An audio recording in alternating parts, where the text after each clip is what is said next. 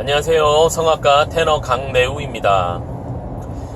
오늘은 그 모음에 대한 이야기를 좀 해볼게요. 모음을 좀 더 구체적으로 얘기를 한번 해보겠습니다. 입 모양하고 모음의 어떤 위치적인 부분들을 조금 설명을 좀 해드릴 텐데, 우리 왜 교과서, 옛날 음악 교과서 같은 데나 뭐 발성 관련된 책 보면 이렇게 얼굴을 옆으로 이렇게 돌려서 역삼각형으로 이렇게 그 삼각형을 그려놓고 가운데 줄 하나 쫙 꺼져 있고 이렇게 써져 있는 거 보셨을 거예요. 에, 아, 우 이렇게 삼각형을 역삼각, 제가 옆모습을 이렇게 보여드린 이유가 역삼각형으로 이렇게 그려놓고 에, 아, 우 이런 그 삼각형 그림을 역시 혹시 보신 분들이 있을지 모르겠어요. 이게 무슨 얘기냐면 혀의 위치를 얘기를 합니다. 모음마다 혀의 위치가 어디에 있느냐를 가지고 얘기를 하는 건데, 위에 있는 역삼각형의 제일 위에 있는 것이 혀가 위에 있다는 얘기죠.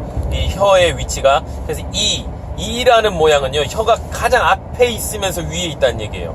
그 다음에 에는 이보다는 조금 밑에 있으면서 혀의 위치도 조금 더 뒤로 가 있죠. 그 다음에 아는 가장 낮게, 혀가 가장 낮으면서 가운데 쪽에 있고요. 그 다음에 오는 위치는 뒤로 가 있으면서 아보다는 좀 더 위로 올라오고, 혀의 위치가. 그 다음에 우는 제일 깊이, 제일 뒤에 있으면서 위치는 가장 위에 있죠. 이하고 우는 위에 있는 거고요. 아, 어는 이렇게 중간보다 아래쪽에 있다라고 판단을, 생각을 하시면 돼요.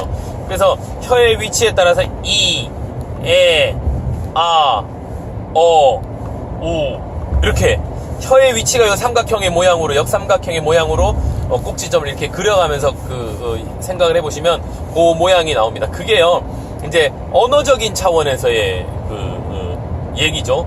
혀의 위치, 분명히 그 혀가 이렇게 바뀌는 것에 따라서 모음의 모양이 달라져요. 그죠? 입은 발음기관이라고 제가 말씀드렸죠.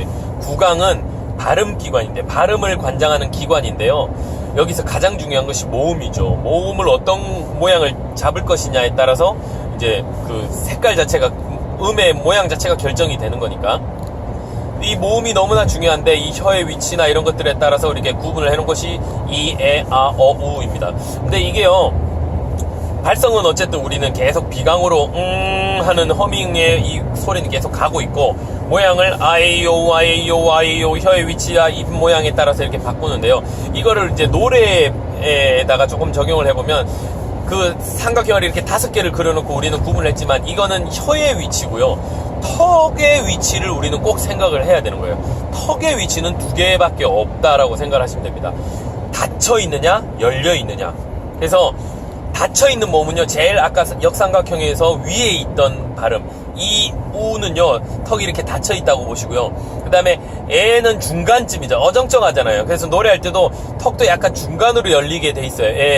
이거는 열린 것도 아니고 닫힌 것도 아닌 약간 적당히 열려죠. 그 다음에 아는 확 열리죠. 아, 여기가 갈라질 정도로 아가 열렸다가, 그 다음에 오라는 발음도 오, 좀 적당하게 닫히죠. 그래서 이게 오하고 에는 이하고 우처럼 이렇게 닫힌 쪽으로 가느냐, 아니면 아처럼 열린 쪽으로 가느냐, 어느 정도 이게 이 유동성이 있고 선택할 수 있는, 그러니까 내가 의지를 해서 선택하는 것이 아니라 사람마다 그게 다르다는 거예요. 그거를 통일시키는 게 굉장히 중요합니다. 1법칙은요, 노래할 때 가장 중요한 법칙은요, 턱이 열리는 것이 중요해요. 특히나 고음에서 극고음으로 올라갔을 때는요, 턱이 닫혀서는 소리가 날 수가 없어요. 이나 우 발음에서 고음, 하이시 이런 음정을 내는 것은 사실상 불가능합니다. 이런 명확한 발음으로는. 턱이 닫혀있는 상태에서는 그런 음정 내기가 되게 어려워요. 그래서 우리가 천재 작곡가라고 얘기하는 이 오페라 작곡가 베르디나 푸치니 같은 그런 유명한 천재 작곡가들은요, 거의 대부분 그 극고음에서, 가장 클라이막스 고음에서는요, 에 아니면 아 같은 음을, 그 가사를 넣어놨어요. 그게 그냥 넣은 게 아니에요. 그냥 이게 턱이 열려야만 그 정도 음정에서, 왜냐면 턱이 열렸을 때 이 근육을 쓴다 그랬잖아요. 여기 단단해지는 이 볼 근육이 단단해지면서 이 근육을 쓰면서 고음을 이렇게 끌어당기는, 이 텐션을 주는 역할을 한단 말이에요. 호흡은 아래로 당겨지고 열려지는 이 근육으로 고음의 텐션이 나기 때문에 고음에서는 이게 반드시 열려야 돼. 이게 닫혀있으면요, 턱에도 다 걸려버려요, 소리가. 이렇게 걸려요. 그래서 중저음, 중고음쯤에서는 우리가 명확하게 닫힌 모음, 이 우가 닫혀있는 상태로 발음이 되지만 고음에서 아주 극고음에 가서는 이게 열려야 돼. 이게 법칙이 훨씬 더 우선이라는 거예요. 고음에서 턱이 열려야 된다는 게 우선입니다. 그러면 중저음에서도요, 열린 발음을 먼저 훈련하는 것이 가장 좋겠죠. 그래서 아라는 발음이 가장 편안한 거예요. 고음이나 저음이나 똑같아요. 모양 자체가. 에도 어느 정도 비슷합니다. 근데 에가 가장 어려운 거는요, 발음의 에는, 에라는 거는 턱이 어느 정도 닫힌, 아까 얘기했지만 삼각형에서 중간에 있는 위치에 나와야 되는 에인데, 우리는 발성을 할 땐 열고 훈련을 많이 해요. 고음에서는 열는 것은 어렵지가 않아요. 예, 빈최 열렸죠? 빈최로. 근데 이거를 빈최 이렇게 닫고 노래를 하면 어려워진다는 거예요. 그 중음에서는 빈최 얼마든지 가능해요. 빈최로 해도 되는데 빈최 열고 하는 것이 훨씬 좋아요. 그거를 그래서 아하고 에하고 모양이, 턱 모양이 변함이 없는 것이 좋다라고 제가 계속 강조를 하는 것이, 아, 에, 이런 거는요, 입술과 혀만 바뀌지 턱은 고정을 하는 것이 좋습니다. 그게 우리가 훈련하는 데 도움이 많이 돼요.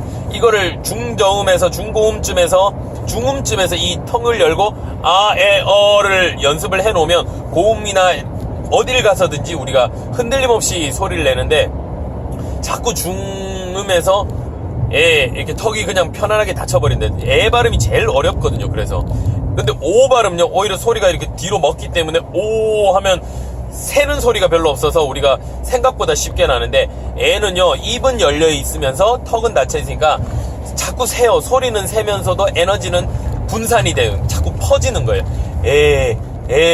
그래서 새는 발음이기 때문에 가장 어렵습니다. 하면 여기서 소리를 중음에서도 잡아줘요.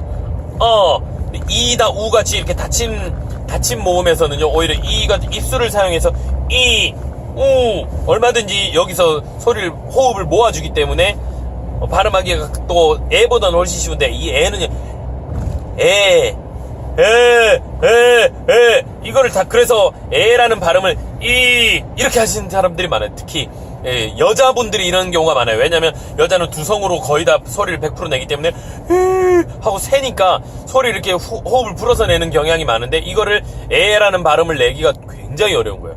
남자들은요, 이렇게 눌러서라도 뭔가 컨트롤을 하는 사람들이 많아서 상대적으로 에라는 발음 자체는 좀 여자들보다 많이 쉬운데요. 여성은 이렇게 누르는 스타일들을 잘 안 하기 때문에 노래할 때 입을 아예 이렇게 거의 이처럼 발음을 변형시켜서 노래하는 경우가 많아요. 그러면 이게 한국 가사, 찬양 같은 걸 이렇게 들어보면 굉장히 듣기에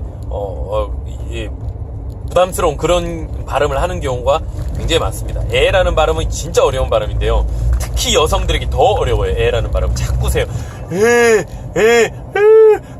이렇게 세지 않게.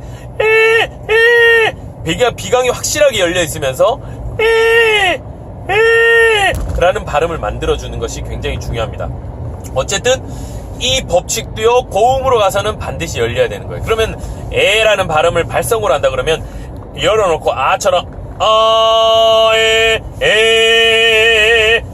모양은 아 같은데 턱 모양은 아인데 이 혀하고 입을 가지고 에라는 발성을 만들어주고